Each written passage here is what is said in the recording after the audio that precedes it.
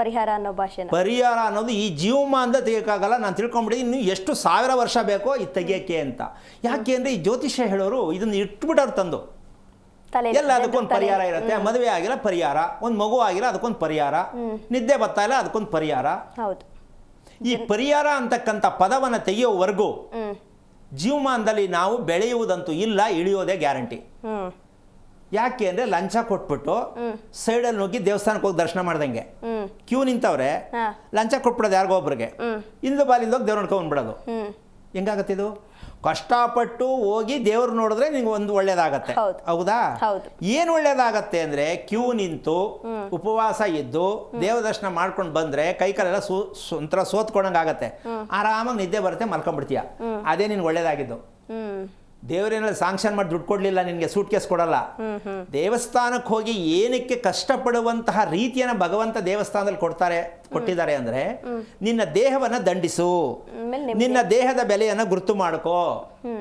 ಅದಕ್ಕೆ ಕ್ಯೂ ನಿಂತ್ಕೊಂಡು ಹೋಗ್ತಕ್ಕಂಥ ಒಂದು ವಿಚಾರ. ಅಂದರೆ ನಾನು ಜನರಲ್ ಅರ್ಥ ಆಗಲಿ ಅಂತ ಹೇಳಿದ್ದೀನಿ. ಹಾಗಂತಹ ನಾವು ಯಾವುದನ್ನ ಬೇಗ ಪಡಿತೀವೋ ಅದು ನಮಗೆ ಇಳಿಯುವಿಕೆಗೆ ಕೊಡುತ್ತೆ. ಬೇಗ ಪಡಿತೀವಲ್ಲ ಅದು. ಈಗ ದೇವಸ್ಥಾನಕ್ಕೆ ಹೋಗಿ ಪುರೋಹಿತರಿಗೆ ಹಣ್ಣು ಕಾಯಿ ಕೊಡ್ತೀವಿ, ದೇವ್ರಿಗೆ ಹಾಕಿ ಅಂತ. ನಾವು ಹಾಕಬೇಕು ಲೆಕ್ಕ, ನಾವು ಹಾಕಕ್ಕಾಗತ್ತಾ? ಇಲ್ಲ. ಅವ್ರಿಗೆ ಕೊಡ್ತೀವಿ. ಈಗ ಕೊಟ್ಟೇನು ಪ್ರಯೋಜನ?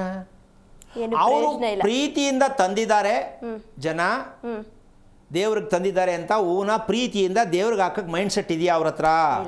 ಅವ್ರಿಗೇನೋ ಒತ್ತಡ. ಈಗ ನಿನ್ನ ತೆಂಗಿನಕಾಯಿ ಹೊಡೆಯೋದು ಅವರೇ, ಹೌದಾ? ಹೂ ಹಾಕೋದು ಅವರೇ, ಆರತಿ ಮಾಡೋದು ಅವರೇ, ಎಲ್ಲ ಅವ್ರದೇ. ಮತ್ತು ನಿನ್ಗೇನು ಸಿಕ್ತಲ್ಲಿ ಭಾಗ್ಯ? ಏನೂ ಇಲ್ಲ. ಆದರೂ ನಮ್ಮ ಜನಕ್ಕೆ ಅರ್ಥ ಆಗಿದೆಯಾ? ದೇವಸ್ಥಾನಕ್ಕೆ ಅದನ್ನು ತೊಗೊಂಡು ಹೋಗೋದ್ರಿಂದ ಏನು ನಮಗೆ ಫಲ ಸಿಕ್ಕತ್ತೆ ಗೊತ್ತಿಲ್ಲ. ಅದನ್ನೇ ನಿಮ್ಮ ದೇವರ ಮನೆಯಲ್ಲಿ, ನಿಮ್ಮ ಮನೆಯಲ್ಲೇ ಕೂತ್ಕೊಂಡು ಅದೇ ತೆಂಗಿನಕಾಯಿ ಹೊಡೆದು ಗಂಡ ಹೆಂಡತಿ ಇಬ್ಬರು ಸೇರಿಕೊಂಡು ದೇವ್ರ ಮುಂದೆ ಕೂತ್ಕೊಂಡು 2 ನಿಮಿಷ ಕೂತ್ಕೊಳ್ಳಿ ಸಾಕು, ನಿಮಗೆ ಫಲ ಎಷ್ಟು ಚೆನ್ನಾಗಿ ಸಿಕ್ಕತ್ತೆ ಯೋಚನೆ ಮಾಡಿ. ಹಂಗಾರೆ ದೇವಸ್ಥಾನಕ್ಕೆ ತೆಂಗಿನಕಾಯಿ ತಗೊಂಡೋಗಿಯಪ್ಪ, ಬೇಡ ಅಲ್ಲ. ನೀವು ಮಾಡ್ತೀರಾ, ನಿಮ್ಮ ಕೈಲಿ ಏನೋ ಮಾಡೋಕ್ಕಾಗತ್ತಾ? ಏನು ಕೊತ್ಕೊಂಡು ಹೋಗ್ತೀರಾ? ಅದಕ್ಕೇನು ಮಾಡಬೇಕು? ತಾಂಬೂಲದಲ್ಲಿ ಏನು ತಗೊಂಡೋಗ್ಬೇಕು ದೇವಸ್ಥಾನಕ್ಕೆ? ತಾಂಬೂಲ ಎಲೆ ಅಡಿಕೆ ತಗೊಂಡು ನಿಮ್ಮ ಶಕ್ತಿಯಾನುಸಾರ 100, 500, 1000 ನಿಮ್ಮ ಶಕ್ತಿ ಕೊಟ್ಬಿಟ್ಟು, ಸ್ವಾಮಿ ಇದನ್ನ ದೇವ್ರ ಪಾದಕ್ಕೆ ಇಟ್ಟುಬಿಡಿ. ತಾಂಬೂಲ ತಗೊಂಡೋಗಿ ದುಡ್ಡು ಕೊಟ್ಟು ಇಟ್ಟುಬಿಡಿ. ಅವರು ಪಾದಕ್ಕೆ ತಗೊಂಡೋಗಿ ನೋಟು ಜಾಸ್ತಿ ಇದ್ರೆ, ದಪ್ಪ ಇದ್ರೆ, 2, 3 ಇದ್ರೆ ಇಡ್ತಾರೆ, ಇಲ್ಲ ಸೈಡ್ಗೆ ಹಾಕ್ತಾರೆ. ಯಾಕೆಂದ್ರೆ ಬಗ್ಗೆಲ್ಲ ಇಡಕ್ಕೆ ಟೈಮ್ ಇರಲ್ವಲ್ಲ.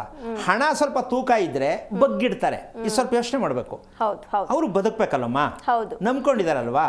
ಅದಕ್ಕೆ ನಾವು ಸ್ವಲ್ಪ ಸಿಂಗಲ್ ನೋಟ್ ಕೊಟ್ರೆ ಬಗ್ಗಿಡಲ್ಲ, ಸೈಡ್ಗೆ ಹಾಕ್ಬಿಡ್ತಾರೆ. ಈಗ ಜಾಸ್ತಿ ಇರಬೇಕು, ಸ್ವಲ್ಪ ತೂಕ ಇರಬೇಕು. ತೂಕ ಇದ್ದಾಗ ಇವರು ತೂಕ ಸಿಗತ್ತೆ. ಯಾಕೆ ಮಾತು ಹೇಳ್ತೀನಿ ಅಂದ್ರೆ, ಯಾರೇ ಆಗ್ಲಿ ಸಂಪಾದನೆಗೆ ಇರೋದಲ್ವಾ, ತಪ್ಪು ಅಂತ ಹೇಳಕ್ ಬರಲ್ಲ.